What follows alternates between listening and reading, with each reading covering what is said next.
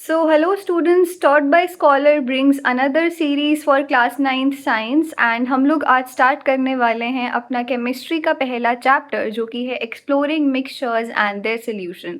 So I hope you guys are doing well and this is Akansha Verma and you are here on the platform where you will be taught by a scholar.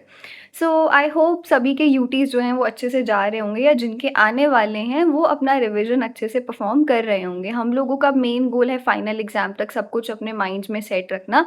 तो इसी गोल के साथ हम शुरू करते हैं अपनी ये केमिस्ट्री सीरीज़, अपनी ये साइंस की सीरीज़, जहाँ पे हम लोग बात कर रहे हैं मिक्सचर्स की. तो as the name of the chapter suggest, exploring mixtures.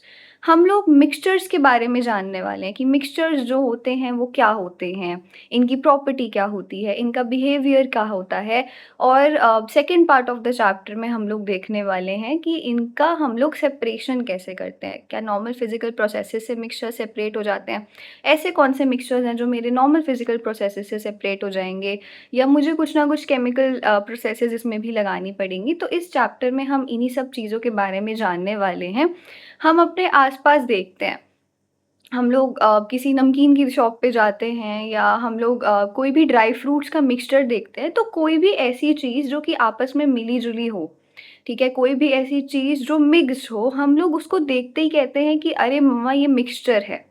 तो बेसिकली हम जो ये वर्ड कह रहे हैं मिक्सचर, इसका क्रक्स क्या है या मिक्सचर है क्या, हम बहुत ही ईज़ी लैंग्वेज में इस चैप्टर को डिवाइड करते हुए चलेंगे. पहले हम एक्सप्लोर करेंगे मिक्सचर जैसे कि हमारा चैप्टर कर रहा है, और second part of the chapter में हम लोग डिस्कवर करेंगे इसकी सेपरेटिंग टेक्निक्स. तो 2 पार्ट में ये वीडियो होने वाली है. So stay tuned and let's start with the basic introduction of the chapter. Students, तो हम लोग बात कर रहे हैं exploring mixtures and their separation की. तो this is again a PPT made by me. सबसे पहले हम लोग बात करते हैं इस अपनी इमेज की जो हमें अपनी बुक में चैप्टर के स्टार्टिंग में दिखाई देती है, जिसमें कुछ बच्चे जो हैं ये साइंस लेबोरेटरी में काम कर रहे हैं और इनके पास वेरियस वेरियस इंस्ट्रूमेंट्स हैं. ठीक है, ये हम लोगों को एक सेंट्रीफ्यूज देखने को मिल रहा है, ये हमारा जो है कुछ तो ऑयल और वाटर के साथ कर रहा है. तो इन सब चीज़ों की सिग्निफिकेंस क्या है, ये डिस्टिलेशन यूनिट मुझे देखने को मिल रही है. तो इन सब चीज़ों की सिग्निफिकेंस क्या है ये हम लोग जानेंगे to the end of this chapter. और यहाँ पे हम लोगों को शुगर केन जो है वो देखने को मिल रहा है. शुगर केन जूस सभी ने पिया होगा, राइट? तो उसका सिग्निफिकेंस यहाँ पे क्या है, क्या हो रहा है इस चैप्टर में, और ये इमेज क्यों लगाई गई है, इसके वीडियो के एंड में आप सभी के पास इसका आंसर होगा. So we are here exploring mixtures and their separation techniques. तो स्टार्ट करते हैं अपने एक्सप्लेनेशन के साथ. Classification of matter. तो सभी ने अपने किसी ना किसी टाइम में, ठीक है, किसी ना किसी टाइम से मेरा मतलब है अर्लियर क्लासेस में सुना होगा कि मैटर जो है वो क्या होता है, या मैटर की 3 फिजिकल स्टेट्स जो हैं ये सभी को पता होंगी. Matter is anything that occupies space and have मास. मेरे आसपास चेयर है, मेरे आसपास बुक है, मेरे आसपास पानी रखा हुआ है, मेरे आसपास जो है आरओ है, या कोई भी मेरे आसपास चीज जो मुझे दिख रही है, अपनी आंखों से विजिबल है, वो क्या है, वो मैटर है. इवन द एयर जो मेरे अराउंड है, या तुमने कभी देखा होगा कि जब बहुत तेज आंधी चलती है, अभी तो मानसून सीजन चल रहा है, तो आई can feel the air, I can feel that it is blowing the leaf जो कि हमारी एक नॉर्मल सी रोड पे पड़ी हुई है, ये अपने साथ साथ वो क्या है, चीजें जो है हवा में उड़ा रही है. तो basically I can feel it, basically I can feel it occupying a space मेरे आसपास. ठीक है, पानी की बात करूँ तो जब मैं when I go for washing the clothes, तो जब मशीन में या कंटेनर में पानी फिल होता है तो आई can feel the mass of water जिसमें मेरे कपड़े जो है वो सोक हो रहे होते हैं. ठीक है, तो मैटर क्या हुआ, मैटर मेरे आसपास मैं किसी भी चीज को बोलूंगी जिसके पास एक सर्टेन मास है और जो स्पेस ऑक्यूपाई कर रहा है हमारे सराउंडिंग्स में. ठीक है, हमने ऑलरेडी अपनी अर्लियर क्लासेस में पढ़ा हुआ है, तो I am just overviewing it. Matter की होती हैं जी 3 स्टेट्स. 3 फिजिकल स्टेट्स में मैटर एग्जिस्ट करता है. सॉलिड हो गई हमारे आसपास की चीजें, जैसे कि ज्योमेट्री बॉक्स है, मेरे पास बुक है, मेरे पास पेन है, मेरे पास ये लैपटॉप है जिसमें मैं रिकॉर्डिंग कर रही हूँ. कोई भी सॉलिड चीज जो कि स्पेस ऑक्यूपाई कर रही है, मुझे दिख रही है, उसका mass and I can feel it, that is matter. Matter कौन सी स्टेट हो गई, ये मैटर की सॉलिड स्टेट हो गई. ठीक है, जो मुझे प्रेस करने में कैसी फील हो रही है, हार्ड फील हो रही है, ठीक है। और हम लोग अर्लियर क्लासेस में पढ़कर आए हैं कि सॉलिड में क्या होता है। अगर if I talk about the particles of solid, ठीक है, कोई भी सॉलिड जो है वो बहुत सारे पार्टिकल से बना है। जैसे कि हमने अपने सेल वाले वीडियो में बात करी थी कि मैं बहुत सारे सेल्स से बनी हूँ, उन सेल्स ने टिश्यूज बनाए, टिश्यूज ने ऑर्गन बनाए, ऑर्गन ने ऑर्गन सिस्टम बनाए, उससे मैं बनी। तो वैसे ही मेरे पास कोई भी सॉलिड चीज है, I have my mobile phone, तो ये भी कैसे बना हुआ है, ये भी एक सॉलिड चीज है जो कि बहुत सारे सॉलिड पार्टिकल्स से बना हुआ है। और सॉलिड में पार्टिकल्स कैसे अरेंज होते हैं, सॉलिड में पार्टिकल्स अरेंज होते हैं टाइटली। सो सॉलिड के पार्टिकल्स जो हैं वो टाइटली अरेंज्ड हैं, इनके बीच में कोई भी जो है स्पेस हमें देखने को नहीं मिलती है। और इसीलिए इसमें हमें कोई मूवमेंट देखने को नहीं मिलता है। मैं अपने फोन को ऐसे तोड़ नहीं सकती हूँ, दिस इज नॉट फ्लेक्सिबल, ठीक है। मैं तोड़ नहीं सकती या मैं इसको कंप्रेस नहीं कर सकती, ठीक है। It it will just remain a solid substance. तो सॉलिड के पार्टिकल टाइटली पैक्ड होते हैं। सेकंड फिजिकल स्टेट होती है मैटर की, लिक्विड। लिक्विड को मैं फील करती हूँ, ठीक है, पानी है मेरे पास, which I am using it for washing, I am using it for bathing, I am using it for cooking. तो liquid is another state of matter, ठीक है। मेरे आसपास की वाटर ड्रॉपलेट्स हैं, या जब मैं नहाने जाती हूँ तो मैं पानी जो फील करती हूँ, सो दैट इज बेसिकली लिक्विड। और हम कहते हैं कि पानी जो है वो किसी भी कंटेनर का शेप जो है ले लेता है। क्यों? क्योंकि जो लिक्विड के पार्टिकल्स होते हैं वो लेस लूजली पैक्ड होते हैं सॉलिड से, ये हम लोग ऑलरेडी पढ़ के आ चुके हैं। इनके बीच में जो स्पेस है थोड़ा थोड़ा हमें देखने को मिल जाता है, इस वजह से एयर इनके बीच से पास हो जाती है और ये जो है उस कंटेनर की शेप ले लेते हैं जिसमें ये प्लेस होते हैं। अगर मेरे पास एक ग्लास है, उस ग्लास से मैं पानी एक मग में डाल दूं, मग से पानी में मकेट में डाल दूं, तो पानी जो है वो उतना मग जितना नहीं रहेगा या ग्लास जितना नहीं रहेगा, वो जिस कंटेनर में जाएगा वो उतना स्प्रेड हो जाएगा, उसकी शेप ऑक्यूपाई कर लेगा, ठीक है। और उसके अकॉर्डिंग अपने आप को एडजस्ट कर लेगा। थर्ड फिजिकल स्टेट आती है मैटर की, गैस। गैशियस स्टेट में क्या होता है, पार्टिकल्स बहुत ज्यादा लूजली पैक होते हैं। क्या कभी किसी ने किसी हवा को ट्रैप किया है? नहीं, क्योंकि पार्टिकल्स जो हैं वो इतनी लूजली हैं, वो कहते हैं भाई हमें कोई कंट्रोल नहीं कर सकता, हम इजीली जो है वो ट्रैप नहीं होंगे। तो इसके पार्टिकल्स जो होते हैं वो बहुत ज्यादा फार्दर होते हैं, बहुत ज्यादा दूर दूर प्लेस होते हैं, और इनके बीच में बहुत गैप होता है, ठीक है। तो सॉलिड में बिल्कुल गैप नहीं है, थोड़ा बहुत गैप लिक्विड में है, और गैसियस में गैप ही गैप है। तो ये थ्री फिजिकल स्टेट्स और मैटर की डेफिनेशन मैं अपनी अर्लियर क्लासेस में पढ़ आई हूँ। अब मैटर में जो मैं सॉलिड लिक्विड गैस की बात कर रही हूँ, या मैटर के जो मैं कंपोनेंट्स की बात कर रही हूँ, तो मैटर हमारा जो है वो एग्जिस्ट करता है दो चीजों में, pure substances and impure substances, या जिनको मैं मिक्सचर कहती हूँ। Pure substances as the name suggest, मैं कहती हूँ कि आज का खाना जो है वो एकदम शुद्ध देसी घी में बना है। So when I am talking about shuddhata, I am talking about purity. तो ऐसे ही होते हैं मेरे प्योर सब्सटेंस। शुद्धता से मेरा क्या मतलब है, जिसमें कोई भी मिलावट ना हो। हमारी मम्मियाँ कहती हैं कि दूध वाले ने आज दूध में बहुत मिलावट कर दी, बहुत पानी मिला दिया। सो दैट इज समथिंग कि वो उसकी प्योरिटी को कम कर रहे हैं, सो दैट इज इम्प्योर, ठीक है, वो इम्प्योर हो गया, उसमें मिलावट हो गई। तो प्योर सब्सटेंसेस, या मैं कहूँ कि शुद्ध सब्सटेंसेस जो होते हैं, वो ऐसे होते हैं जो कि एक यूनिफॉर्म और कंसिस्टेंट कॉम्पोजिशन रखते हैं। दूध जो है उसमें सारा कॉम्पोजिशन दूध का हो, जो घी है उसमें सारा कॉम्पोजिशन घी का हो, यूनिफॉर्म और कंसिस्टेंट कॉम्पोजिशन मुझे देखने को मिले, उसमें कोई भी मिलावट ना हो। और ये जो है ये एक ही टाइप के सब्सटेंस से बने हो, इनमें दो तीन सब्सटेंसेस की मिलावट ना हो, इनको मैं कहती हूँ प्योर सब्सटेंसेस। अगर दूध है तो दूध के पार्टिकल्स ही रहें, उसमें पानी मिला ना हो, एक ही पार्टिकल रहे, दूध का ही पार्टिकल रहे, उसमें दूसरा पानी का पार्टिकल ना आए। तो pure substances they are made up of only one type of substance, और इनका कॉम्पोजिशन रहता है यूनिफॉर्म एंड कंसिस्टेंट, ठीक है। सपोज करो that you are baking a cake, और उस केक का जो हम बैटर बनाते हैं, उसमें सबसे पहले हमने मिल्क पाउडर डाला, कोकोआ पाउडर डाला, and I have mixed it. तो मिक्स करने पे मुझे वो एक मतलब प्यूरी की तरह देखने को मिल रहा है, ठीक है। उसमें और मैं चीजें ड्राई फ्रूट्स वगैरह डाल दूँ, तो मैं क्या कर रही हूँ, उसकी कंसिस्टेंसी जो है कम कर रही हूँ, या उसमें पानी मिला रही हूँ जिससे वो थोड़ा पतला हो जाए। सो दैट इज अब मिक्सचर जिसमें बहुत सारी चीजें हैं, कोकोआ पाउडर है, मिल्क पाउडर है, वो प्योर नहीं कहूंगी। साइंटिफिकली मैं प्योर सब्सटेंस उसी को कहूंगी जो कि एक ही टाइप के चीज से बना हो, उसमें एक ही सामान देखने को मिले, ठीक है। और दूसरा, उसका कॉम्पोजिशन कंसिस्टेंट और यूनिफॉर्म रहे, फाइन। दूसरे आते हैं इम्प्योर सब्सटेंसेस, जिनको मैं मिक्सचर्स कहती हूँ, जो कि मिलावट से बनते हैं। अभी इतना ही ध्यान रखते हैं। प्योर सब्सटेंसेस को मैं फर्दर डिवाइड करती हूँ एलिमेंट्स और कंपाउंड्स में। एलिमेंट्स ऐसे प्योर सब्सटेंसेस हैं which are made up of a single type of atom. Gold होता है, 24 कैरेट गोल्ड होता है। कभी भी ऐसा नहीं होता है कि मैं 24 कैरेट गोल्ड पहन के घूम रही हूँ, whether it is in the form of ear rings, it is in the form of rings और अ नेकलेस। मैं कभी भी 24 कैरेट का सोना पहन के नहीं घूम सकती हूँ। इसका रीजन ये नहीं है कि वो चोरी हो जाएगा।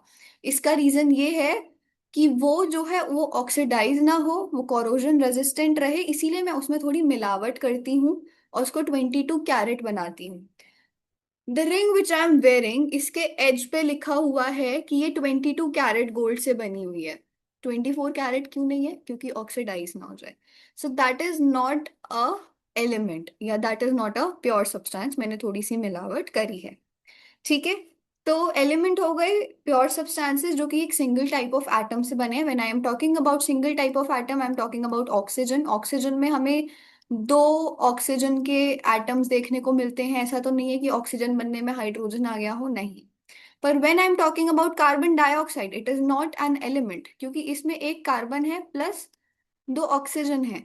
तो ये क्या हुआ? ये हो गया जी मेरा कंपाउंड। तो कंपाउंड ऐसे होते हैं सब्सटेंसेस जो कि प्योर होते हैं नेचर में, बट एक फिक्स्ड रेशियो में हम दो या दो से ज्यादा एलिमेंट्स को या एटम्स को कंबाइन करते हैं एक कंपाउंड बनाने के लिए। When I am talking about hydrogen, it is an element, क्योंकि इसमें सिर्फ हाइड्रोजन के ही एटम्स हैं और कोई एटम नहीं है।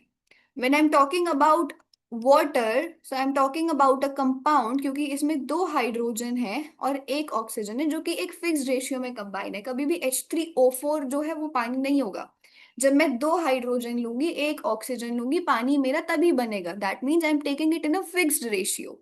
तो कंपाउंड जो हो गए, they are made of different atoms chemically bonded in fixed ratios to form substances. जैसे वाटर हो गया, NaCl हो गया। Na2Cl कभी नहीं होता है। नमक, नमक NaCl ही होगा। एक सोडियम होगा, एक क्लोराइड होगा।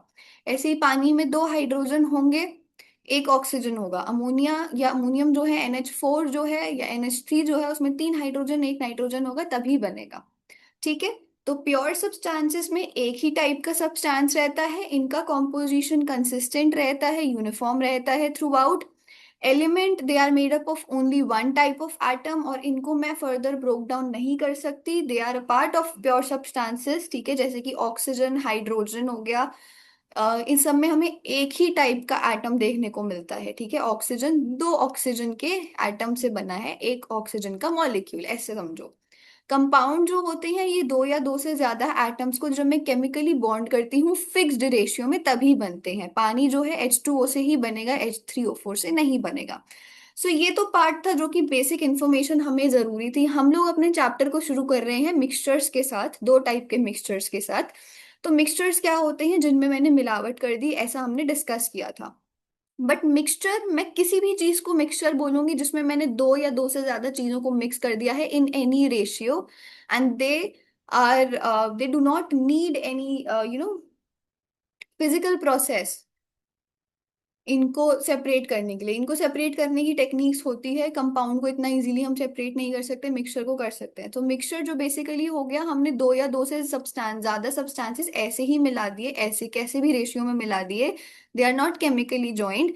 और जब मिक्सचर बन गया है तब भी इंडिविजुअल प्रॉपर्टी एग्जिस्ट करती है। मतलब दूध है, उसमें मैंने पानी मिला दिया तो मैंने उसका एक मिक्सचर बना दिया, दूध और पानी का। तो दूध में हमें पानी फील होगा, वो ज्यादा लिक्विडिफाई हो जाएगा, राइट? तो इंडिविजुअल प्रॉपर्टीज रिटेन्ड रहती हैं। कंपाउंड्स के बीच में और मिक्सचर्स के बीच में यही अंतर है कि उसमें मैं फिक्स्ड रेशियो में मिला रही हूँ, वो केमिकली बॉन्डेड है। मिक्सचर में कोई केमिकल बॉन्डेशन नहीं है, एनी रेशियो में मैं मिला रही हूँ। ठीक है।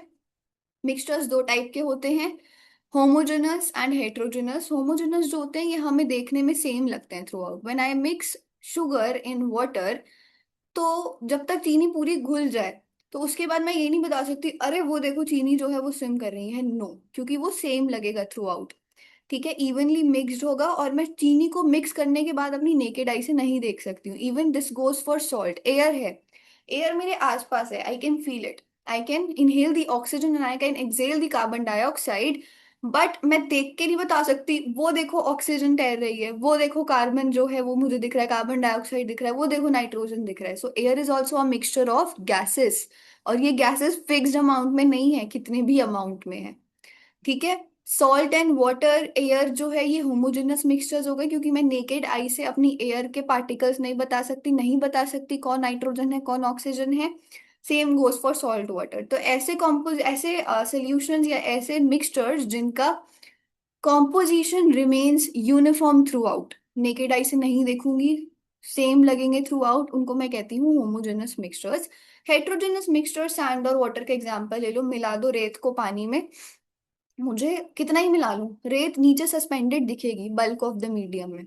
तो ये हो गए हेट्रोजेनस मिक्सचर्स की इवन आफ्टर कांस्टेंट स्टरिंग ये मिक्स नहीं हो रहा है, और इसको मैं अपनी आईज से देख पा रही हूँ। So they are clearly visible and they are not mixed evenly and they can be separated easily. छलनी से छान देती हूँ, कुछ तो सेपरेट हो जाएगा। सैलेड हो गया, टमाटर खीरा, ठीक है, बीटरूट गाजर रेडिश सब डाल दिया, मिक्सचर है, हेट्रोजेनस मिक्सचर है। गाजर दिख रही है अलग, बीटरूट दिख रहा है अलग। तो ये सारे क्या हैं, हेट्रोजेनस मिक्सचर जिनके पार्टिकल्स को मैं अपनी आई से देख सकती हूँ। इनका कॉम्पोजिशन नॉन यूनिफॉर्म रहता है, सेम नहीं रहता है ऊपर और नीचे। कभी देखना, कभी ऐसा ट्राई मत करना। पर अगर सोचो मेरे को ऐसा कुछ फितूर हुआ कि मेरे को सैंड वाटर पीना है या चौक का पानी पीना है, तो जब मैं ऊपर से सिप करूंगी तो मुझे पानी में इतनी चौक नहीं नहीं फील होगी जितनी नीचे फील होगी। सो that is a heterogeneous mixture. ठीक है। ये बेसिक डिफरेंस था। अब हम लोग चलते हैं चैप्टर को और फटाफट शुरू करते हैं। सो हमने बात करी मिक्सचर्स की। चैप्टर के स्टार्टिंग में शुगर केन की एक फोटो दिखी थी। ठीक है। So have you ever wondered कि हमें sweet white crystals of sugar कैसे मिलते हैं, जिनको मैं मस्त अपने मैंगो शेक में मिला रही होती हूँ from tall green sugar cane plant. So that is मतलब हमने कुछ किया होगा ना उसके अंदर से निकालने के लिए। या डॉक्टर्स को कैसे पता चलता है कि मलेरिया हो गया है किसी पेशेंट को, by just taking a few drops of blood. तो ये सारी एवरीडे एक्टिविटीज जो हैं ये कैसे हो रही हैं, ये भी तो मिक्सचर ही है। Blood is also a mixture जिसमें आरबीसी डब्ल्यूबीसी प्लाज्मा प्लेटलेट्स हमें देखने को मिल रही हैं। So many such everyday activities they are made possible by techniques based on the fascinating science of separating mixtures. ये सारे मिक्सचर्स हैं और इनको मैं क्यों पता लगा पाती हूँ, क्योंकि मैं इनको सेपरेट करना जानती हूँ, जिसके बारे में हम सेकेंड पार्ट में पढ़ेंगे। सो ये देखो, जिन मिक्सचर्स की हमने बात करी थी, ठीक है, होमोजेनस और हेट्रोजेनस, उस पे आ गए हैं। A well stirred mixture of sugar and water is equally sweet in the first and the last step. ऐसा तो नहीं होगा कि मैं नींबू पानी बना रही हूँ, उसके लिए मैंने चीनी घोली, टेस्ट किया कि कितनी चीनी डाली है, तो पहले में मुझे कम चीनी आ रही है, लास्ट में ज्यादा आ रही है। अगर वो अच्छे से मिक्स है तो मुझे पहले में भी नींबू पानी का वही टेस्ट आएगा जो लास्ट स्टेप में आएगा।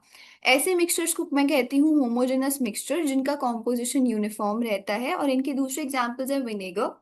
विनेगर जो हम लोग डालते हैं अपने खाने में, उसमें हम कभी देख के नहीं बता सकते कि ये एसिटिक एसिड जो है तैर रहा है, ये वाटर तैर रहा है, वो हमें सेम ट्रांसपेरेंट जो है सोल्यूशन की तरह देखने को मिलेगा। एरेटेड ड्रिंक्स जैसे कि सोडा हो गया, कार्बन डाइऑक्साइड इन वाटर, मैं कभी नहीं बता सकती कार्बन तैर रहा है। ठीक है। सो इनका कॉम्पोजिशन यूनिफॉर्म है, नेकेड आई से इनके पार्टिकल्स मुझे नहीं दिख रहे हैं। ऐसे समझो, ये मेरा एक पार्टिकल है होमोजेनस मिक्सचर का, तो इसमें अगर एक पिंक है एक ग्रीन है, एक पिंक है एक ग्रीन है, तो एक यूनिफॉर्म पैटर्न वो फॉलो कर रहे हैं through out. Through out the mixture वो अच्छे से मिक्सड है, एक पिंक है तो एक ग्रीन ही है। ऐसा नहीं है कि पिंक सारे इस तरफ हो या पिंक नीचे हो ग्रीन ऊपर हो, जो कि हमें हेट्रोजेनस मिक्सचर में देखने को मिलता है। एक stirred mixture of sand and water वो कभी यूनिफॉर्म नहीं होता। सैंड पार्टिकल्स हमें विजिबल होते हैं इवन आफ्टर कांस्टेंट स्टरिंग। अगर मैं वाटर को सेटल करने के लिए छोड़ दूं, अनडिस्टर्ब छोड़ दूं, तो मुझे वो दिखते हैं। इनको मैं कहती हूँ हेट्रोजेनस मिक्सचर, जिसमें एक पानी जो हो रहा है सॉल्वेंट का वो तो ऊपर रह रहा है और सल्यूट सारे नीचे सस्पेंडेड है बल्क पे। ठीक है। नेक्स्ट आते हैं हम सॉल्यूशंस पे। तो मैंने होमोजेनस मिक्सचर्स की बात करी, मैंने हेट्रोजेनस मिक्सचर्स की बात करी, मैं होमोजेनस मिक्सचर्स को सॉल्यूशंस भी कहती हूँ। Solutions they are defined as the homogenous mixtures, यानी जिनका कॉम्पोजिशन सेम है, यूनिफॉर्म है throughout, and I cannot see it from my naked eye, which are formed by the solute dissolved in the solvent। मेरे पास दो नए term आए हैं, solute क्या होता है, solvent क्या होता है। तो solute is defined as the substance that get dissolved when I'm talking about sugar and when I'm talking about water। तो sugar जो है वो solute होगा, जो कि मैं डाल रही हूँ पानी में, और जो पानी है जो शुगर को डिसॉल्व कर रहा है वो मेरा सॉल्वेंट होगा। तो एक सोल्यूट या मोर देन टू सोल्यूट और एक सॉल्वेंट से बनता है मेरा solution. Solute plus solvent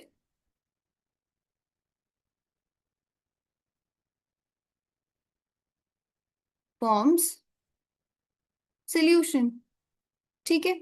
Solute is defined as the substance that get dissolved. Solvent is defined as the substance that dissolves the solute. और solutions हो गए हमारे homogeneous mixtures. Homogeneous mixtures को मैं solution भी कहती हूँ, जो कि एक solute या more than one solute को जब मैं dissolve करती हूँ solvent में तब बनते हैं। अच्छा, ये तो बात हुई कि शुगर हमारी सॉलिड स्टेट में थी और पानी मेरा लिक्विड स्टेट में था। अगर दोनों स्टेट्स फिजिकल स्टेट सेम है तो कैसे बताऊंगी मैं सोल्यूट कौन है सॉल्वेंट कौन है? जब physical state of the matter जो है वो सेम हो जाएगा, जैसे कि अगर मैं दो लिक्विड्स को आपस में जो है मिक्स कर रही हूँ, या फिर मैं अपना दो सॉलिड्स को आपस में मिक्स कर रही हूँ, तो दोनों का फिजिकल स्टेट जो है वो सेम है, तब मैं कैसे पता लगाऊंगी सोल्यूट कौन सा है और सॉल्वेंट कौन सा है? तो ऐसा सब्सटेंस जो कि कम क्वांटिटी में मैं डालूंगी उसको सोल्यूट बोलूंगी, और जो लार्जर क्वांटिटी में होगा उसको सॉल्वेंट बोलूंगी। When I'm talking about acetone and water, अगर मैंने एसीटोन कम क्वांटिटी में डाला है तो ऑब्वियसली वो मेरा सोल्यूट होगा, और वाटर जो है अगर मैंने उसे लार्जर क्वांटिटी में डाला है तो ऑब्वियसली वो मेरा क्या होगा? सॉल्वेंट होगा। तो फिजिकल स्टेट सेम है तो मैं ये देखूंगी कौन कम है कौन ज्यादा है।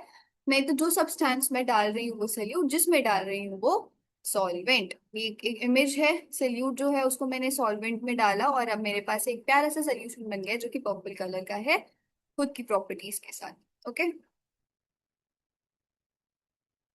Concentration of solution. अब कभी कभी क्या होता है कि मेरे पास शुगर एंड वाटर है या सॉल्ट एंड वाटर है, तो क्या अगर मैं कम नमक डाल दूं तो हम सब कहते हैं कि मम्मी आज तो खाने में नमक जो है वो कम डाला। अगर मैं ज्यादा नमक डाल दूं तो सब कहेंगे कि अरे मम्मी जो है खाने में बहुत ज्यादा नमक है, मुझसे खाया नहीं जा रहा। तो एक करेक्ट प्रपोर्शन होना जो है वो जरूरी है इवन सॉल्यूशंस बनाने के लिए। और वो करेक्ट प्रोपोर्शन मुझे कौन बताता है? कॉन्सेंट्रेशन बताते हैं सॉल्यूशन के।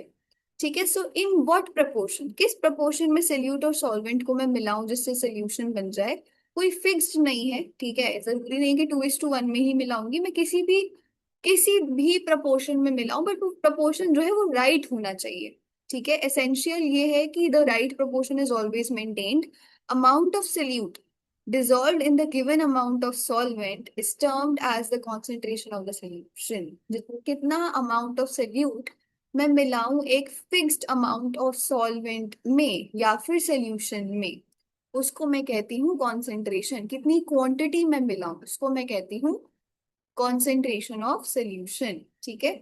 जब मैं चीनी ज्यादा मिला देती हूँ बहुत मीठा लगता है, जब चीनी कम होती है तो बहुत फीका लगता है। तो एक राइट प्रोपोर्शन जरूरी है और ये राइट प्रोपोर्शन हमें कॉन्सेंट्रेशन बताता है।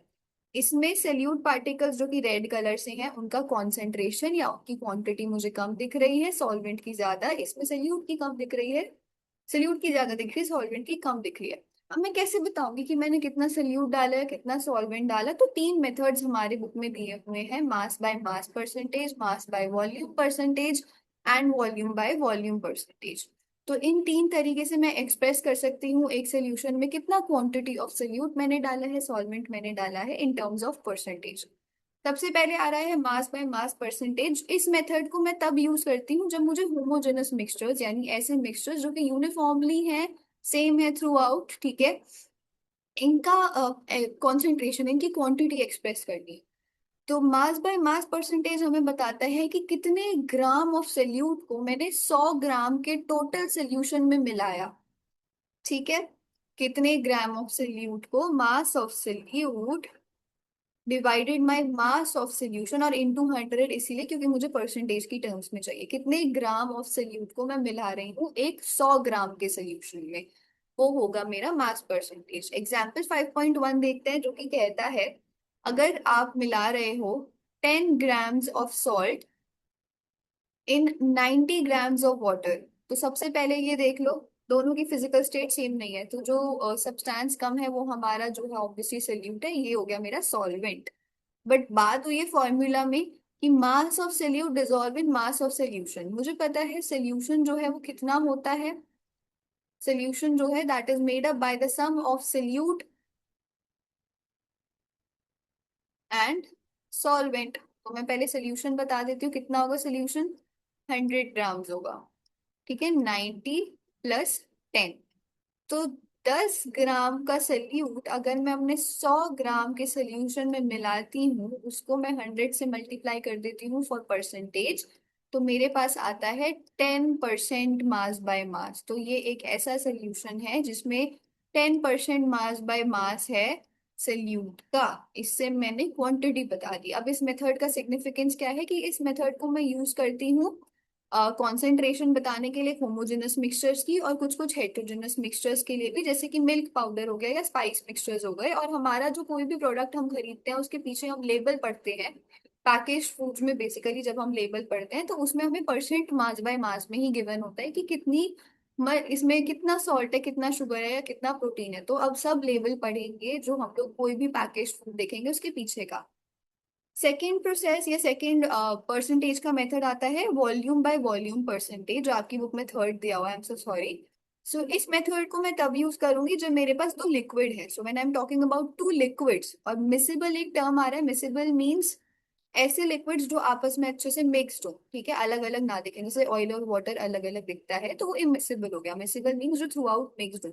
तो जब मेरे पास दो लिक्विड हैं उनके लिए मैं एक लिक्विड का वॉल्यूम लूंगी, दूसरे लिक्विड का वॉल्यूम लूंगी नहीं, एक लिक्विड का वॉल्यूम लूंगी और दोनों लिक्विड्स के वॉल्यूम का सोल्यूशन बनाऊंगी और फिर मैं बता दूंगी।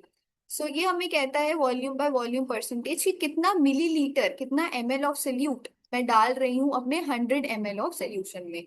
मास बाय मास कह रहा था कितना ग्राम ऑफ सोल्यूट मैं डाल रही हूँ अपने 100 ग्राम ऑफ सोल्यूशन में। ये कहता है कितना ml ऑफ सोल्यूट मैं डाल रही हूँ अपने 100 ml ऑफ सोल्यूशन में। फॉर्मूला सेम है, volume of solute upon volume of solution into 100। Example देख लेते हैं। अगर 1 ml का लिक्विड पेस्टिसाइड मैं पानी में मिक्स कर रही हूँ, ठीक है, to form 100 ml of pesticide spray for rice crop, तो मुझे वॉल्यूम बाय वॉल्यूम बतानी है। तो इसमें डायरेक्टली गिवन है कि हमारा पेस्टिसाइड स्प्रे जो कि पेस्टिसाइड और पानी से बना हुआ है उसका कॉन्सेंट्रेशन 100 ml है। और इसमें मैं कितना वॉल्यूम ऑफ सोल्यूट या कितना ml ऑफ लिक्विड पेस्टिसाइड डाल रही हूँ, 1 ml। सो 1 ml हो गया सोल्यूट, 100 ml हो गया सोल्यूशन। ठीक है, इसमें 99 ml जो है वो पानी है, 1 ml लिक्विड पेस्टिसाइड है। और ये हो गया मेरा into 100 for percentage. When I cut this तो मुझे दिखा 1% वॉल्यूम बाय वॉल्यूम। ठीक है, तो इतना ml ऑफ सोल्यूट मैंने डाला है। इसके बाद थर्ड आता है हमारा मास बाय वॉल्यूम परसेंटेज, जो कि हम लोगों को मेडिसिन और लेबोरेटरीज में काफी ज्यादा यूज होता है, where we consider measuring the volume of a liquid rather than weighing it. तो ऐसा कोई भी लिक्विड जिसको मैं आसानी से वे नहीं कर सकती, बट हाँ मैं उसकी क्वांटिटी या उसका वॉल्यूम मेजर कर सकती हूँ, वहां पे मैं ये फॉर्मूला लगाती हूँ। मेडिसिन लेबोरेटरीज में एक एग्जाम्पल है। ठीक है, इसका फॉर्मूला ये है mass of solute upon volume of solution into 100। तो सब में सोल्यूट सोल्यूशन इनटू 100 हो रहा है, एक में मास बाय मास है, एक में वॉल्यूम बाय वॉल्यूम है, एक में मास बाय वॉल्यूम है। क्वेश्चन ये है कि 5 gram glucose mass of solute मुझे दे दिया है। कितना सोल्यूट मैं डाल रही हूँ, ग्लूकोज कितना डाल रही हूँ, 5 ग्राम्स ऑफ ग्लूकोज को मैं डिसॉल्व कर रही हूँ पानी में to make 100 ml of solution. तो 95 जो है ml मैंने पानी लिया है जिसमें 5 ग्राम ग्लूकोज डाला है। सॉल्वेंट और सोल्यूट का ये क्वांटिटी है। और कितना वॉल्यूम बनाया मैंने, 100 ml ऑफ सोल्यूशन बनाया। So I get it to be 5% mass by volume. ठीक है, this is how we express the quantity कि मैंने कितना सोल्यूट डाला है, या कॉन्सेंट्रेशन की मैंने कितना सोल्यूट डाला है सॉल्वेंट में एक सोल्यूशन बनाने के लिए। Next we are coming on to the solubility of substances, जो कि हमारा लास्ट पार्ट रहेगा इस वीडियो का। सॉल्युबिलिटी और कॉन्सेंट्रेशन में क्या फर्क है? So the maximum amount of solute that dissolves in a fixed amount of solvent, चाहे वो 100 ml हो वॉल्यूम पे या फिर 100 ग्राम्स में हो वेट के टर्म्स में, इसको हम कहते हैं solubility but at a given temperature. तो अगर आपने सॉल्युबिलिटी की डेफिनेशन में एट अ गिवन टेम्परेचर नहीं लिखा, so you will be getting a cross. Concentration था कि कितना अमाउंट ऑफ सोल्यूट मैं डालूं एक फिक्स्ड अमाउंट ऑफ सॉल्वेंट में, जिससे मतलब मुझे क्वांटिटी पता चल जाए कि कितना डाला, मतलब कितना सोल्यूट डाला कितने सॉल्वेंट में, जिससे एक सोल्यूशन बन गया। सॉल्युबिलिटी हमें बताती है कि कितना, किस हद तक मैं सोल्यूट डाल सकती हूँ, कितनी लिमिट तक, कितना मैक्सिमम सोल्यूट मैं डाल सकती हूँ एक सॉल्वेंट में, वो भी गिवन टेम्परेचर पे, जिससे एक सोल्यूशन अपनी सॉल्युबिलिटी तक पहुंच जाए। तो लिमिट की बात जब मैं कर रही हूँ, मैक्सिमम की बात जब मैं कर रही हूँ, आई एम टॉकिंग अबाउट सॉल्युबिलिटी। और जब मैं नॉर्मल कह रही हूँ कि इतना सल्यूट मैंने डाल दिया अपने फिक्स अमाउंट ऑफ सॉल्वेंट में, but not at a given temperature, then I am talking about concentration. Temperature plays a very big role in solubility, और इसमें मैं हमेशा मैक्सिमम अमाउंट ऑफ सल्यूट की बात करूंगी। इस वजह से सॉल्युबिलिटी को मैं दो सोल्यूशन से दिखाती हूँ, अनसैचुरेटेड और सैचुरेटेड। अनसैचुरेटेड सोल्यूशन जो है वो ऐसा सोल्यूशन होता है जिसमें सल्यूट जो है वो उसकी कैपेबिलिटी से लेस है। सपोज करो मेरा कैपेबिलिटी जो है वो एक दिन में काम करने का है, that I can consistently work for 10 to 12 hours, ठीक है, स्क्रीन पे। तो ये मेरा कैपेबिलिटी है। अगर मैं सिर्फ 7 to 8 आवर्स काम कर रही हूँ तो मेरे पास स्टिल 2 से 4 घंटे हैं कि मैं और स्क्रीन पे काम कर सकती हूँ। तो ये 7 to 8 आवर्स अभी मेरा सैचुरेशन नहीं है, मेरी कैपेबिलिटी या मेरा पोटेंशियल नहीं है, ये उससे कम है। और मैं इसमें और समय देके उसे बढ़ा सकती हूँ। तो ऐसे सोल्यूशन हो गए अनसैचुरेटेड सोल्यूशन जिसमें लेस सोल्यूट है than it is capable of dissolving, मतलब उसकी कैपेसिटी ज्यादा है डिजोल्व करने की, बट उस कैपेसिटी से लेस सोल्यूट है। इसका मतलब ये है कि मैं और काम कर सकती हूँ या फिर मैं और सोल्यूट ऐड कर सकती हूँ और वो डिजोल्व होगा, बिना थके में कर पाऊंगी। ठीक है, ये देखो, अनसैचुरेटेड में मैं डाल रही हूँ, सपोज करो ये शुगर है, शुगर मैं डाल रही हूँ और शुगर जो है वो मुझे पानी में तैरती हुई अभी नहीं दिख रही है, मतलब ये अपनी कैपेबिलिटी से नीचे है और ये और डिजोल्व कर सकती है। सैचुरेटेड इज व्हेन की मतलब मेरी लिमिट आ गई है, मैंने 10-12 घंटे स्क्रीन पे काम कर लिया है, पर मुझे ऑफिस वाले कह रहे हैं कि 15 से 20 घंटे करो। अब मैं कैसे दे दूं भाई, 3 से 8 घंटे एक्स्ट्रा नहीं दे सकती, मेरी कैपेसिटी इतनी थी स्क्रीन पे काम करने की। सेम होता है सैचुरेटेड सोल्यूशन में कि चीनी डिजोल्व करने की कैपेसिटी रीच हो चुकी है, फिर भी मुझे जबरदस्ती और चीनी डिजोल्व कराई जा रही है, तो मैं अपना सैचुरेशन पहुंच चुकी। ठीक है, a solution that can not dissolve any more solute, but इसका एक कंडीशन है that it is when we are talking about a particular temperature, at that temperature is called a saturated solution. अपने case में कैसे बताऊं, suppose करो मुझे burger बहुत पसंद है, मुझे कहा गया कि आपने 10-12 घंटे काम कर लिए, बट आप 15 से 20 कर दो, मैं आपको बर्गर दूंगा। बर्गर मेरा हो गया टेम्परेचर, मैंने बर्गर दे दिया, मैंने टेम्परेचर बढ़ा दिया, मैं कहूंगी लाओ मैं और काम करती हूँ। तो सॉल्युबिलिटी का भी यही होता है। इफेक्ट ऑफ टेम्परेचर क्या है सॉल्युबिलिटी पे, अब वो देखते हैं तो आपको समझ आ जाएगा। अगर एक सॉलिड सोल्यूट एक लिक्विड सॉल्वेंट में डिसॉल्व्ड है और उसकी सॉल्युबिलिटी आ चुकी है, अगर शुगर पानी में डिसॉल्व्ड है और शुगर की जो कैपेबिलिटी है वो आ चुकी है, या पानी की कैपेबिलिटी हो गई है कि भाई मुझसे नहीं होगा और शुगर डिसॉल्व, तो मैं पानी को लालच दूंगी कि आओ मैं तुम्हारा टेम्परेचर बढ़ा दूं। तो जैसे ही टेम्परेचर इंक्रीज होगा पानी अपने अंदर और शुगर मिलाने लगेगा, उस कैपेसिटी से ज्यादा अपनी कैपेसिटी कर लेगा, क्योंकि उसे टेम्परेचर ज्यादा मिल रहा है। So the solubility of a solid solute in a liquid solvent generally increases with temperature. अगर मैं टेम्परेचर बढ़ाऊंगी तो सैचुरेशन मेरा थोड़ा और बढ़ जाएगा। But when I am talking about gases, वो एक दूसरी फिजिकल स्टेट है, तो अगर मैं सॉल्युबिलिटी को डिक्रीज करूंगी, अगर मैं टेम्परेचर इंक्रीज करूंगी तो उनकी सॉल्युबिलिटी डिक्रीज होगी। ठीक है, उल्टा रहता है गैसेस के केस में। गैसेस कहती हैं कि अगर मेरे अंदर तुम्हें और सामान मिलाना है तो मेरा टेम्परेचर जो है वो इंक्रीज मत करो, टेम्परेचर डिक्रीज करो, मैं अपने आप अपने अंदर सामान मिला लूं। ठीक है, सो उल्टा रहता है सॉलिड और गैसेस के लिए। सैचुरेशन समझ आया, अनसैचुरेशन समझ आया। सैचुरेशन इज व्हेन की मेरी कैपेसिटी आ चुकी है, मुझसे और काम नहीं होगा। अनसैचुरेशन मीन्स मैंने अपनी लिमिट से नीचे काम किया, मुझसे और काम हो जाएगा। If I am talking about in terms of solution, तो सोल्यूशन में मैं और सोल्यूट डिसॉल्व कर सकती हूँ अपने अंदर, मैं अनसैचुरेटेड हूँ। बट अगर मेरी कैपेसिटी आ गई है तुम कुछ कर लो, मैं और सोल्यूशन नहीं, और सोल्यूट डिसॉल्व नहीं करूंगी, मैं सैचुरेटेड हूँ। बट सैचुरेटेड को मैं टेम्परेचर का लालच देके जो है ऊपर नीचे कर सकती हूँ। सॉलिड की बात करूँ, टेम्परेचर बढ़ा दूंगी, सॉल्युबिलिटी बढ़ जाएगी, मैं कहूंगी अच्छा ठीक है दे दो, लाओ मैं और डिसॉल्व कर लेती हूँ, अपनी कैपेसिटी से ज्यादा कर लेती हूँ। गैसेस के केस में मैं कहूंगी नहीं, टेम्परेचर मत बढ़ाओ, ये लालच मुझे नहीं चाहिए, मैं रिश्वत नहीं लूंगी। तो तुम मुझे कम टेम्परेचर दो, तो मैं डिसॉल्व कर लेती हूँ अगर तुम्हें इतनी जरूरत है। ठीक है, क्लियर। सॉल्युबिलिटी कर्व का एक आता है जिसमें दो कंपोनेंट दिए हुए हैं। So solubility curve is nothing but a graph, जो कि मैंने सॉल्युबिलिटी वर्सेस टेम्परेचर को कहा है। So a graph of solubility versus temperature को मैं सॉल्युबिलिटी कर्व कहती हूँ। एक्स एक्सिस हमें टेम्परेचर दिखाता है,